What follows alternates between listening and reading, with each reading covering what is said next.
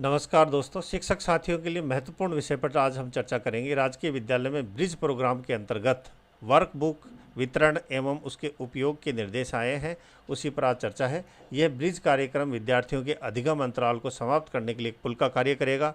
इसकी अवधि 3 माह की है। कक्षा 1 से 8 तक के विद्यार्थी इसमें भाग लेंगे।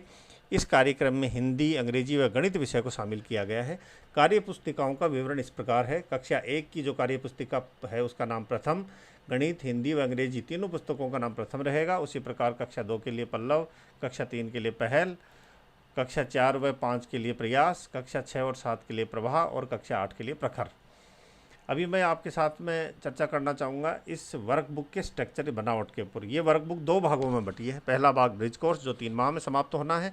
दूसरा भाग है सत्र पर्यांत उपचारात्मक शिक्षण। जो सत्र पर्यांत उपचारात्मक शिक्षण है, सत्र के अंत में और अंतराल के दौरान हमारे को आकलन प्रपत्र के हिसाब से बच्चों को एनालाइज करना है और उसका रिकॉर्ड संधारण करना है। एक महत्वपूर्ण चीज़, ब्रिज कोर्स प्रारंभ करने से पहले हमारे को बेस लाइन आकलन का बच्चे का कर लेना, जिससे हम ये आइडेंटिफाई कर पाएँ कि उस बच्चे को हमारे को कौन से स्तर की वर्कबुक देनी है। ये बच्चे के आउटकम्स पर डिपेंड करेगा कि बच्चा कौन से स्तर के वर्कबुक के लिए उपयुक्त स्थान रखता है। दूसरा है सत्र पर्यांत उपचारात्मक शिक्षण। मध्यावधि आकलन की उपलब्धियों के आधार पर विद्यार्थी के सीखने के स्तरानुसार समूह बनाकर वर्ष पर्यांत उपचारात्मक शिक्षण संचालित होगा। यानी पूरे शैक्षणिक वर्ष ये जो शिक्षण है उपचारात्मक ये चलता रहेगा। विद्यालय स्तर से कक्षा 1 से लेकर कक्षा 8 तक के जितने भी बच्चे एनरोल हैं स्कूल में, उनको हमारे को कार्य पुस्तिका उपलब्ध करवानी है। किसी भी बच्चे को नहीं छोड़ना है, क्योंकि अगर हम किसी बच्चे को छोड़ देंगे तो वो इस गैप को कंप्लीट नहीं कर पाएंगे। अब हम इसके डिस्ट्रीब्यूशन के बारे में बात करते हैं।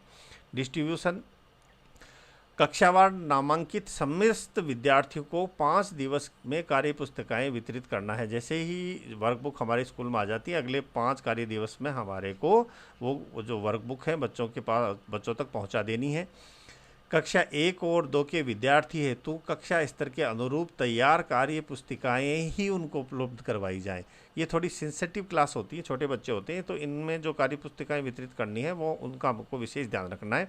विद्यार्थियों का प्रारंभिक मूल्यांकन करते हुए समीक्षा की जाए।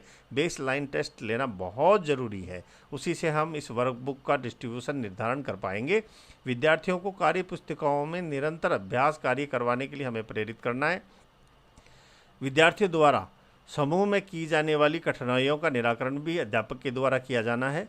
दूसरा, एक चीज़ और मैं बताना चाहूँगा कि शिक्षक के साथ साथ पेरेंट्स को भी इस चीज़ के प्रति ध्यान देना है। विद्यार्थियों को कार्य पुस्तिकाओं पर कार्य करने हैं तो उनको भी मोटिवेट करना है। साथ ही टीचर्स और संस्था प्रधान के साथ में समन्वय बना के रखना, जिससे कि आपको पता चल सके कि आपके बच्चा क्या परफॉर्म कर रहा है। कार्य पुस्तिका का जो वितरण है उसका रिकॉर्ड हमारे को संधारण करना है। समय समय पर जो end line, mid line test हैं वो लेते रहना है, जो असेसमेंट है वो लेते रहना है, उनके रिकॉर्ड भी संधारण करना है। अंत में कार्य पुस्तिका को अध्यापक अपने पास रखेगा, जिससे कि वो उस बच्चे की प्रोग्रेस को मॉनिटर कर पाए। दूसरा, इसका ऑनलाइन भी रिकॉर्ड रखा जाना है। शाला दर्पण के अंदर जो फ्री टेक्स्ट बुक का मेनू है उसके अंदर वर्कबुक में जाके आप अपनी वर्कबुक को डिस्ट्रीब्यूट करेंगे। अगर आप ऑनलाइन अपनी वर्कबुक डिस्ट्रीब्यूट नहीं करेंगे तो आपके विद्यालय के अंदर वर्कबुक डिस्ट्रीब्यूशन पेंडिंग ही दिखाता रहेगा। आशा करता हूँ ये वीडियो आपको अच्छा लगेगा। शाला दर्पण के ऊपर वर्कबुक डिस्ट्रीब्यूशन का हम सेपरेट से एक वीडियो बनाएंगे। Thank you.